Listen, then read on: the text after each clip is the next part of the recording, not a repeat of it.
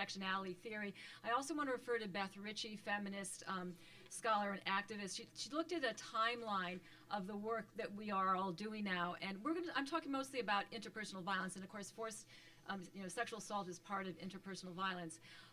In the late 60s, early 70s, a number of the activists wanted to be careful to dispel the stereotype of the typical abused woman as a poor woman of color.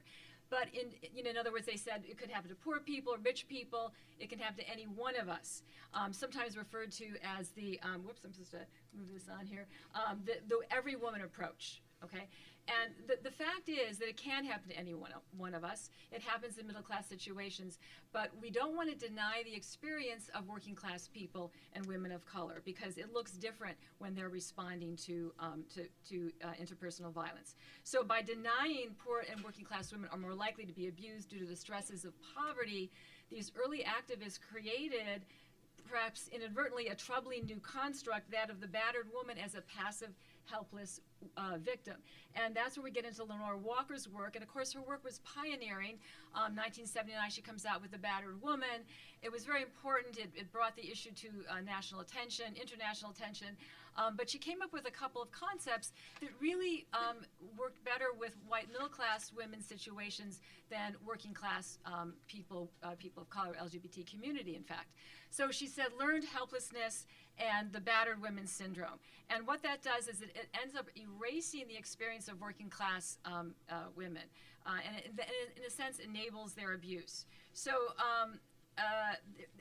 she did take a look at different ethnicities, but it was not a random sample. So that was a kind of a flaw in her research. Then we have a couple sociologists who tried to revise, Gundolf and Fisher, tried to revise the theory. Oops, let me go back to that. Just to leave you there. So they talked about survivors, and they said the reason why a lot of women are not getting out, and again, I'm talking about when we know there are men who are abused also. Generally, men who are abused are gay men. They're in gay male relationships. Trans women, trans men are abused. So I don't want to ignore those situations either. But when there's a heterosexual relationship and there's abuse in that relationship, because of gender norms, way more often it's the man doing it to the woman. So often I'm going to be referring to women as survivors. So what Gundolf and Fisher said is that we don't have enough social support for survivors, and that's why they have created inside their own relationships coping mechanisms, and we want to call them survivors instead of victims, which is a very good notion. And they talked about some of the coping mechanisms would be, I'm not going to tell people this is happening to me, because if I do that, my abuser is going to retaliate. Or I'm not going to leave this relationship, because if I do that, it could get worse, and it could. So they were smart, and Walker acknowledged this whole notion of surviving and coping. But again, what we didn't see, and it was first law enforcement that began to realize this was going on, is that working class women respond a different way. They don't respond with this so-called learned helplessness or passive response. They fight back. Okay, now this is different than self-defense. Self-defense, I always say, is if someone's trying to choke me, I'll do whatever I have to do to get them off of me because they're trying to kill me. That's self-preservation, that's self-defense. Secondary aggression, also known as violent resistance, looks different. It's done out of frustration, it's done out of anger, sometimes retaliation. And sometimes people, third parties, say, oh, they're just fighting back and forth. It's a cat fight if it's two women. They're just getting into it if it's two men. Or she can sock them one because she's strong, and that's how her culture raised her to be.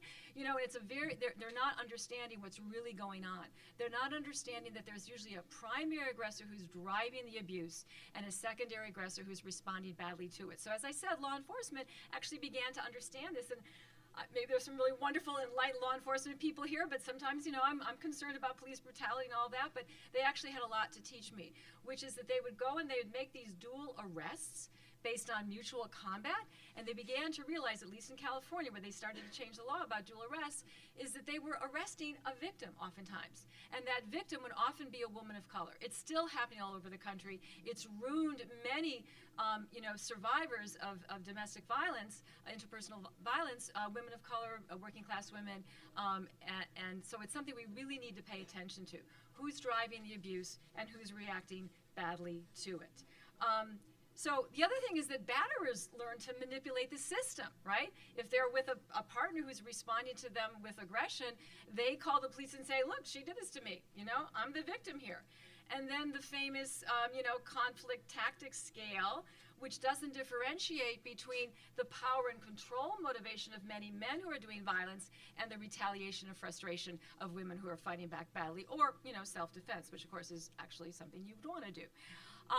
Also, Lenore Walker's cycle of violence became, which of course works for many people. They understand it. The lights go off. You can see it when we talk about the cycle of violence. But for many working class people, and I saw it in my students, they would say, I never got those hearts and flowers.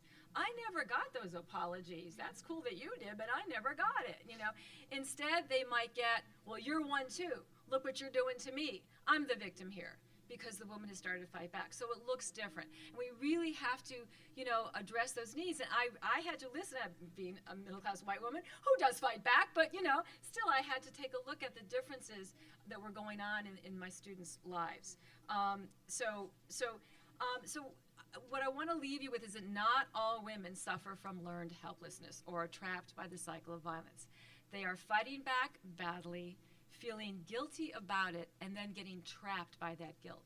So in other words, if you're a secondary aggressor, you will often think that, oh yeah, it is my fault, right? And there are ways to distinguish a secondary aggressor from a primary aggressor.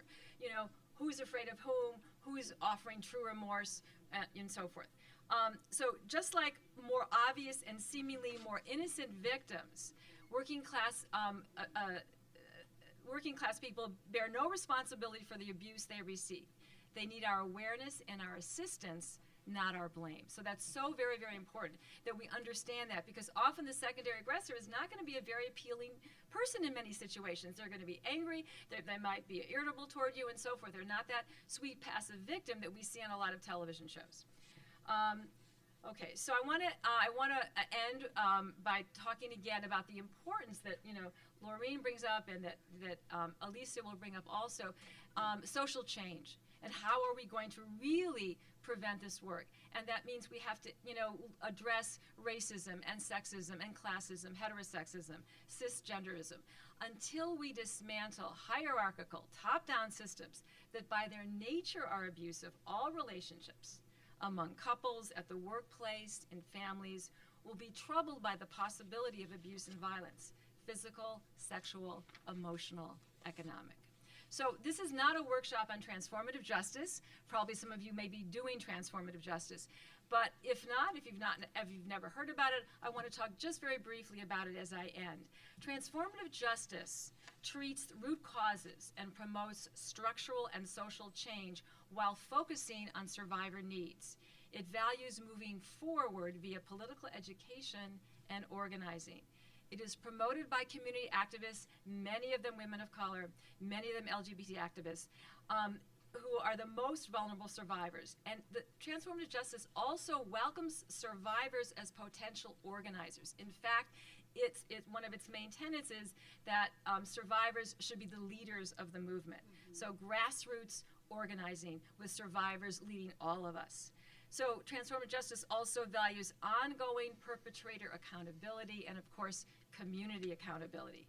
In other words, it means that when we work at working class colleges and universities, we know our best strategies will come from the students we serve. Thank you.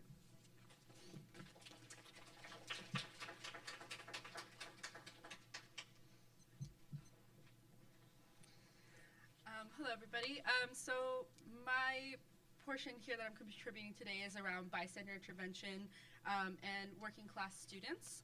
SF4 utilizes anti-oppression framework throughout all of our prevention education. We do a multitude of topics for people at college level, high school level, middle school level. And what our anti-oppression strives to do is to, our goal at SF4 is really, as many of our goal is to end sexual violence. And our anti-oppression framework guides us to really look at, if we want to end sexual violence, we have to end all forms of oppression that continue to use sexual violence and relationship violence as a tool of oppression. So we really try to utilize that in a lot of our work, including bystander intervention. So today, what this piece is going to focus on is trying to utilize an anti-oppression framework when we are utilizing bystander intervention strategies for working class students or communities, and also looking at what unique barriers exist for students of working class.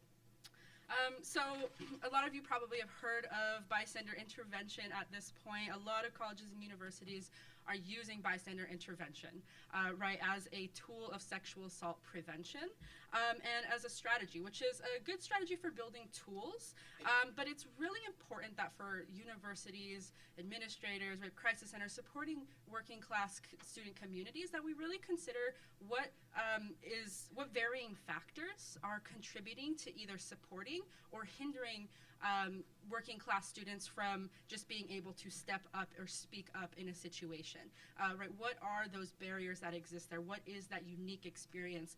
And really applying some of our advocate survivor-centeredness to that bystander intervention strategy, right? Such as meet a student where they're at. If a student is telling us that they are fearful for stepping in, and we're like, well, you just have, you'll learn, you'll get better at it, it'll become easier. That's not really addressing all the things that a student might be coming with, right? And students might be survivors of various kinds of oppression and violence, and not just sexual violence or relationship violence. So some strategies, some considerations for bystander intervention and reframing that with an anti-oppression framework is really considering that not all students have the equal power to intervene in a situation. And that goes hand in hand with that working class students face multiple and interlocking layers of oppression that present, the unique challenges to intervention. So using and rooting bystander intervention strategies in an anti-oppression framework allows us to really address and validate what a student is coming with, and really start to tease out, okay, what are those barriers and how, as we as a campus community, address that. And not everybody in here is going to have the same barriers, even though we might all be at working class campuses. We all might have something unique that is contributing to the atmosphere or barriers to the students that you serve. But using anti-oppression will help us to really examine those nuances that are happening and the impact that that violence has on the communities, on bystanders, on individuals. And one other consideration is that targeting specific student groups in campus spaces is really going to be a strategy that allows for that conversation to happen, right? Really increases trust, and really can also create collaborations between student groups that might not otherwise have crossed paths or seen each other as allies. One example I can use is that at City College last year, the Gender Diversity Project, which primarily serves LGBTQ students, and the athletic department came together to put on a series of bystander intervention workshops due to sexual harassment incidents that were happening on campus. So being able to target that specific group setting, that specific student setting, really allowed us to have the conversation of, what are the ways that these students are being viewed, what are the issues that are coming up, and what are the issues that we need to address as a campus community, what resources that we have to be able to address that. And a lot of my role in that, right, was to be able to come and give bystander intervention tools, but within that framework of anti-oppression. The second bullet point down here, the bolder one down here, is that, as a person an educator who goes out and does bystander intervention, I want to, say that bystander intervention is not the solution to ending sexual violence on campuses. I know it's very popular right now, but it is not the solution to ending the sexual violence that students experience, right? But it is a great tool. Again, it's a great strategy for building tools, but it should not be standalone. It should be something that's coupled with educational opportunities of of root causes of sexual violence, of domestic violence, and also coupled with opportunities for healing, both as individuals and as community. And we'll talk a little bit more in a minute about why that is important. So one tool, we at SF4 utilize the 4 roles of oppression in our bystander intervention trainings. And I figured a lot of people in here would probably be familiar with the 4 roles. So we're not going to go through all of it in depth. And I can provide a handout we can provide a handout online, hopefully, in the documents that are on the CalCASA website. So this is something where we utilize this so that individuals and students can start to see their individual and collective role when a situation of violence or oppression is taking place. And so I just wanted to highlight some aspects of each of these roles that might pertain to working class students that you work with. So we'll start with oppressor. And so for the oppressor, it can be really important to highlight for students that oppressors are not just individuals, but they're also institutions. And that we all have the capacity at some point to be in that role at some point in our life, whether that's consciously or unconsciously. And that can be helpful for students to engage with being critical of ourselves and also of systems that uphold violence, rape culture, myths about relationships. So really, allowing a student to be critical of, okay, what's making this possible? And also, what is my role in that? Have I ever contributed to something that actually promoted negative attitudes or beliefs? And how can I start to check that and change that? For the target, for working class students, a target is generally a recipient of violence or oppressive attitudes. For working class students, it can be important to note that working class students can be a target for multiple or simultaneous forms of violence or oppression at the very same time. As an example, I've witnessed a sexual harassment incident where a man was sexually harassing a woman of color, a queer woman of color, who was with her white girlfriend. And he was calling her dyke and other epithets like that. And as the situation progressed and escalated, he actually also started calling the woman of color a monkey as well. So in this case of sexual harassment, it wasn't just based in sexual orientation, but was also based in race, right? So for applying our tools as advocates, right, we could also apply that here, right? How do we support a target? How do we support our students in being survivor-centered or target-centered when they're responding to a situation? What was important or impactful for us in a situation that we witness and want to intervene in? We might be viewing that situation differently than how the target is interpreting that and feeling about that. So facing multiple forms of oppression at the very same time, we really have to get guidance from the target about, how can I support you best? What is important for you right now that I interrupt? We'll move to the ally role, and the ally can take many forms.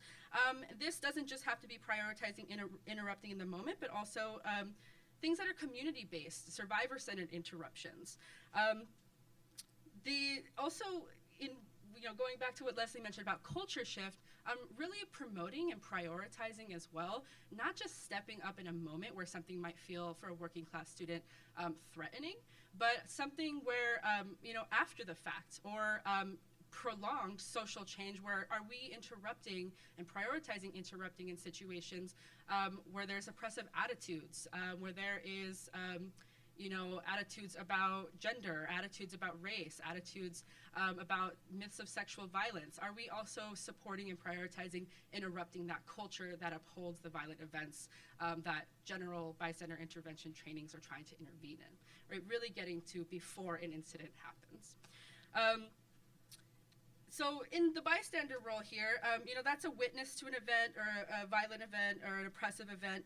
But as I mentioned, not all bystanders have the equal power to intervene in a situation. So addressing that with students can be really complex, but it also can be really validating to students to be seen in their wholeness, right? To be seen in everything that they're bringing to a situation and what might be difficult for them in that situation, right? Not a cookie cutter bystander intervention of step up, say something, and be a good person. But what might prevent you from stepping into a situation, and how can we start to address that as a community? Another thing for bystanders, for working class students, is trying to examine especially for historically oppressed groups or communities, starting to examine the ways that we are multiply situated, and we might hold some power or some privilege to be able to step into a situation. So helping a student to really examine the ways that we all hold some oppressions and some privileges can help that student start leveraging those privileges as powerful in a situation of violence. And that could be anything like speaking English if a situation is happening and you're bilingual. So things like that can be really helpful to a student. Sorry, just for time, I'm going to move on. One big barrier, so we're going to move a little bit into barriers for working class students when engaging as bystanders to move into an ally position. And one big barrier could be the concept of internalized oppression. So this is a cycle of oppression that is a model that we utilize in our anti-oppression framework and presentations. And I wanted to utilize this here today to really illustrate and highlight some of the complexities that working class students are faced when in bystander intervention situations. So for working class students who are at the intersection of multiple types of violence and oppression, they may have interacted with systems of violence throughout their life. And so an experience of oppression, whether it's interpersonal, institutional, cultural, happens to an individual or a group through fear, through hatred, through dehumanizing or othering of that individual. And it's important to note that in oppression, violence is essential to any form of oppression. And so for a working class student, even if they're not a survivor, right, and they are trying to empathize with a situation of sexual violence or DV or oppressive situations that are happening, there have been messages and there have been cycles of violence that they may have experienced throughout their life. The experience of being othered or of experience oppression throughout their lives or for a prolonged amount of time can take an emotional, mental, even physical toll on people, which can be called internalized oppression, right? When a group or a target begins to believe the negative messages that have been said about either them or the group that they identify with, if they start to believe that to be true, that's internalized oppression.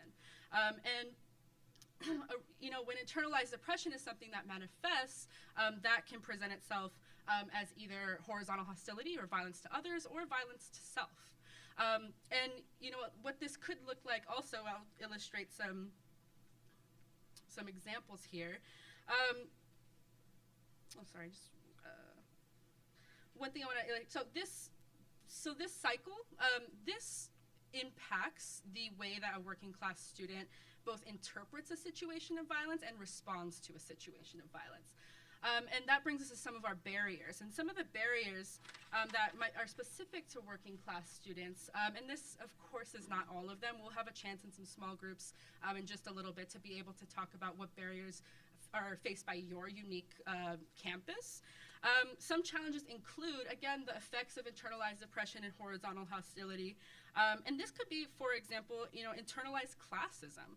So maybe a woman-identified person who thinks, who has internalized, poor women who experience abuse, we don't speak out against the men in our community because of what's been done to us. So I'm not going to speak out, I'm going to endure. Or it can be internalized heterosexism that a queer person experiences. And that could be, I've always been taught that sexual violence or domestic violence doesn't happen if the couples are of the same gender, right? So that must not be what's happening to me, right? That's a form of internalized oppression where that's violence to self, right? That is a denial of our experience that we might be going through, that we might need support for. It could also be, something like internalized sexism. So one thing I hear a lot in presentations is a type of horizontal hostility or violence to others where, a female-identified person will say, well, the myth that I think sure a lot of us, try and break down in prevention education workshops of, oh, if she dresses like that then or talks like that, then she must deserve that, right? She might have been asking for that. So that's a form of internalized sexism that actually projects itself as violence to someone else or harm or negative attitudes towards somebody of our same identity group. The next point here is identifying power and privilege and part of an oppressed group. So that was what I was talking about with, particularly for communities who have been oppressed or have experienced oppressive cycles throughout their lives. It could be really hard to start embark on the conversation of, okay, what are actually the ways I have power that I can leverage in a situation if I ever need to, right? So that could be, for example, maybe a male of color, right, doesn't identify their power as a male because they've been oppressed as a person of color, right? So they might have trouble identifying, okay, how can I leverage my being a male in a situation, especially if an oppressor in a situation is another male. Or it could be, for example, cisgendered women who have felt oppressed as women throughout their lives, so don't identify the power or privilege that they hold as cisgendered people. Moving on, being of the same identity or target group as an individual or group being targeted can be both triggering, which is a huge barrier for intervention, and it could also be something where the bystander or potential bystander to be an ally feels like they might be more readily targeted.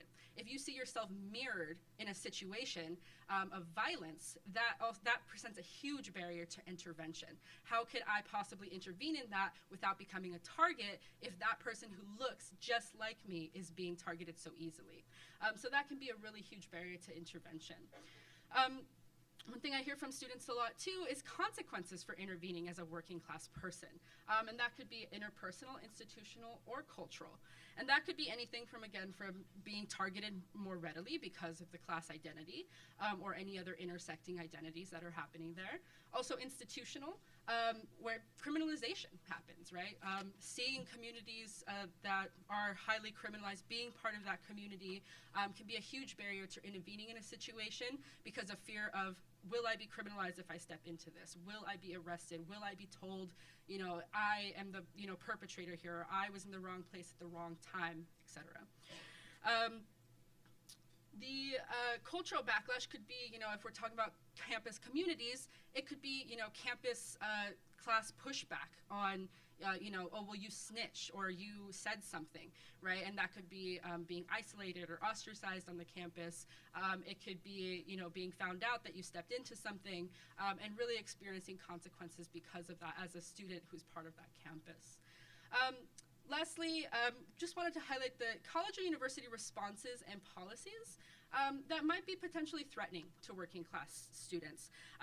And this could be, for example, reporting policies or the school not providing other options that might be available to students that might be confidential. For students of working class who experience other forms of oppression, this might be something that feels really threatening, again, especially for communities who experience a history of either criminalization, that could be people of color, immigrants, queer communities, finding other options and prioritizing various options besides just one form of policy on a campus could be supportive to breaking down that barrier. So I'll let Laurene come on as well. I just wanted to highlight that, I want to bring back that these are rooting these bystander intervention strategies in an anti-oppression framework can really help to for students to pull out some of the nuances of violence that they experience, that the campus experiences, but it needs to also be coupled, right, with educational opportunities and also healing opportunities, particularly also because of that internalized piece and the various forms of oppression. So I'll let Laurene speak on that. Thank you, Alicia.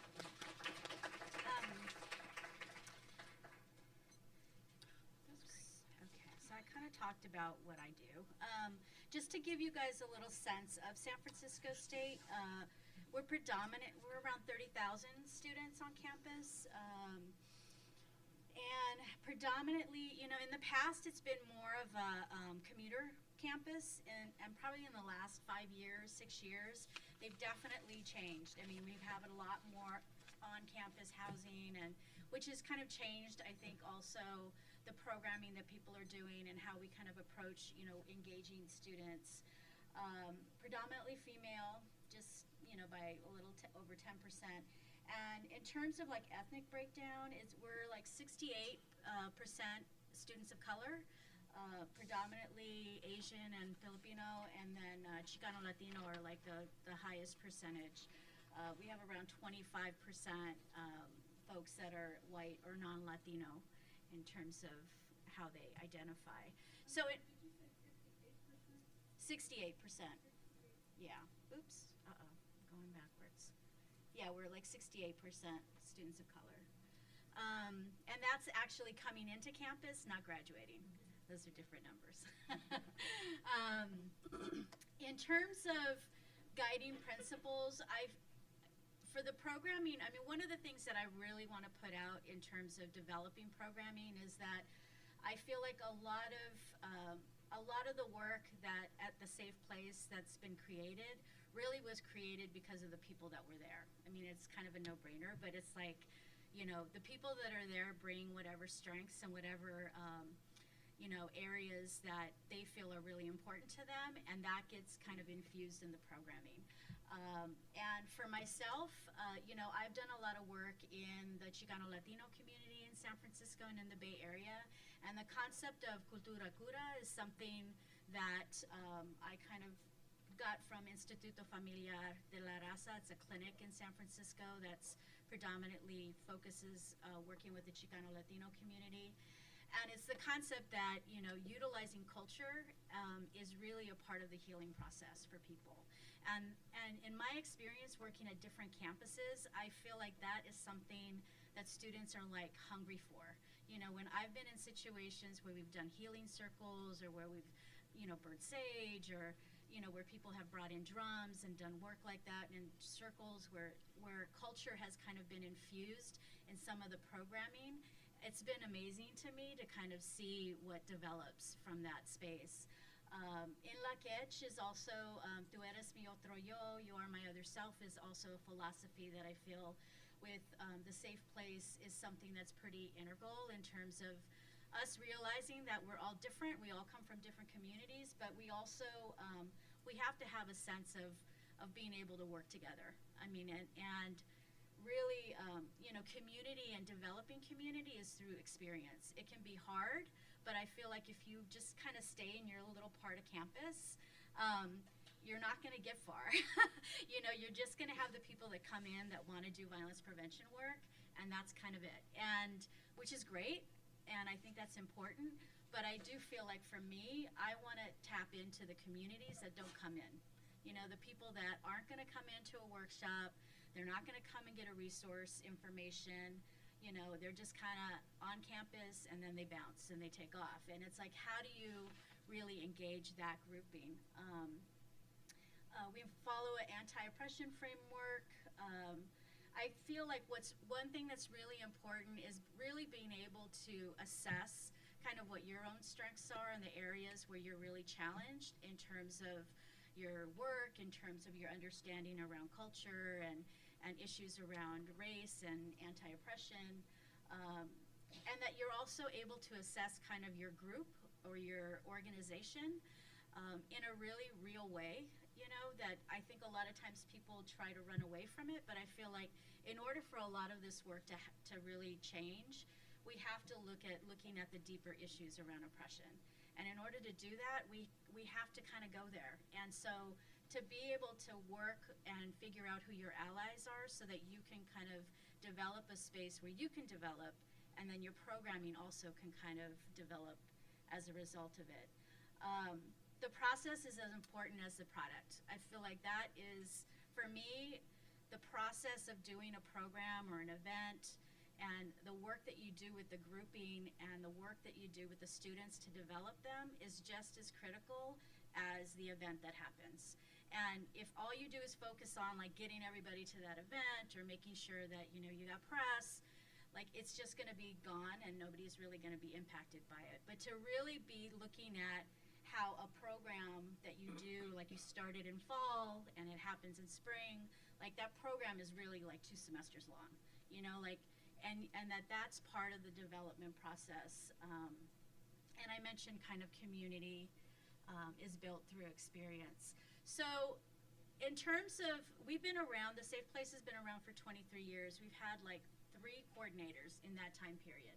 And each of them have, including myself, have actually done different types of community work. I've been really involved in the community in San Francisco, in the Latino community. I don't do theater or spoken word, but I definitely hang around with a lot of people that do.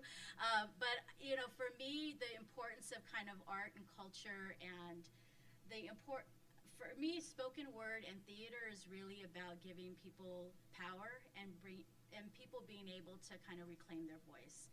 And for survivors, I feel like that is one of the biggest issues when people are dealing with violence, is how do you create situations and spaces where they can start to kind of reclaim that, which is one of the reasons why we have always done like theater and spoken word pieces, because I feel like the process of being able, it's a lot of work, but I do feel like what you get out of it is really being able to create a space for people to really be able to heal in different ways. So we initially did vagina monologues. We've done it like 8 years or 9 years. We did The Good Body. There's good things about vagina monologues. I know people are familiar with vagina monologues. I love the fact that it's easy. If you've never done a production, you can get everything on. Eve Ensler has made it really easy for people to be able to get access and do a production.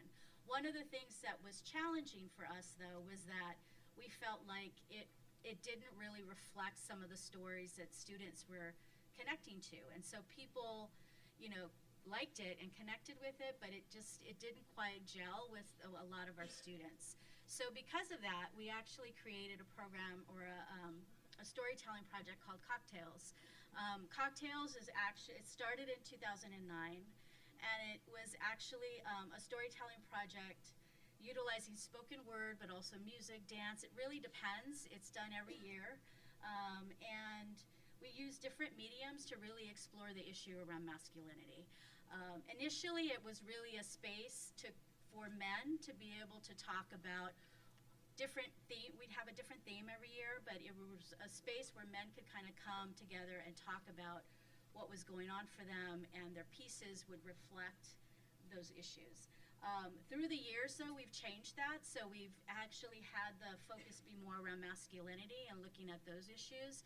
And we have had women, we've had trans folks come in, and people have kind of changed really changed the production into in a really, I feel like it's been a really great experience to kind of have trans cast members and genderqueer folks and females come in and give their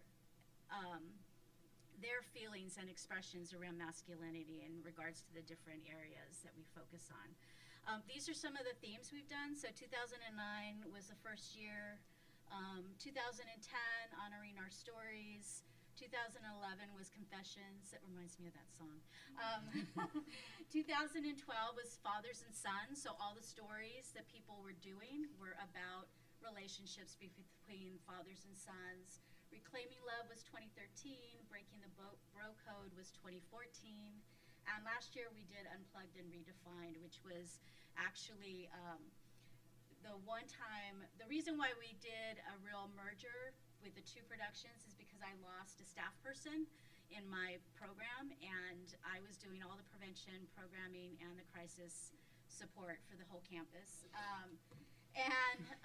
This production takes a lot of time, and we've always done 2. We've always done vagina monologues and cocktails. So we usually have one semester and one the other semester. Sometimes we've done them both at the same semester. But I had a partner that really worked. Ishmael de Guzman was the director for 5 years, and so he really took on that part. But because I lost his position, I decided that I had to make a decision, and I dropped the vagina monologues, and I took on cocktails because I felt like it's a space that's not created very much on campuses.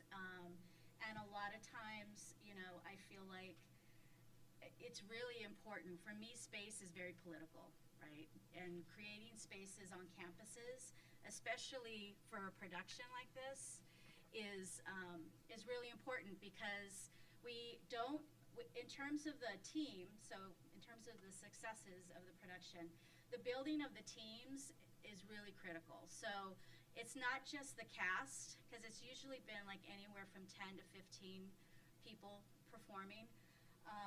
It's really the production team also. So I've always led the team, or the Safe Place has always led the team. But we actually go out into the campus, and we have different campus kind of program people, different people that do different work on campus to be part of the production team.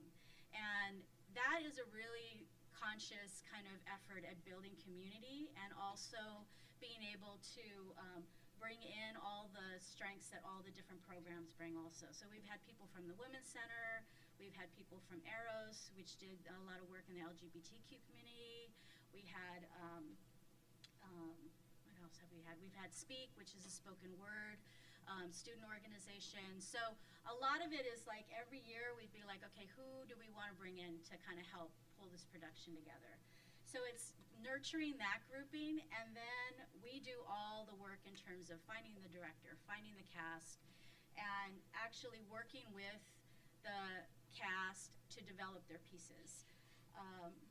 And that's really what the creating a healing space is how do you kind of create a space where people can start diving into these really difficult, really intense issues around masculinity. Like for fathers and sons, a lot of people were writing about their experiences with their fathers that were not very positive, you know. So it's how do you create a space where people can begin to write about that, process it, and then learn how to perform it, because it's not just writing the piece, they actually have to perform. And it is a lot of work, but I do feel like the planning and the building of the community were things that were like really, really important for us. In terms of challenges, capacity and time were things. I don't know, has anybody ever done vagina monologues here or been involved in the production at some level? Okay. It's a lot of work. A lot of people just think, oh, it's written, people just go up there and do it, and but it really, I think the time and the capacity in building that team is really what's critical. And also knowing the space, being able to work with the campus community. It was really important that we connected with other student organizations, that we worked with the theater department, which was very difficult at times, and being able to deal with funding. This project really funds itself. It's all a fundraiser. We sell tickets. We do fundraising in it, raffles in it. So for me, it's not really about making money. It's just making sure that we don't go in the red. Like, I don't ever want to be like, this program is losing money, so you can't do it. But we've always been able to make money out of it. Not a lot, but I feel like all the parties that are involved actually get a portion of the proceeds, and we always donate another portion to a community organization in the Bay Area. So we invite them also to the event.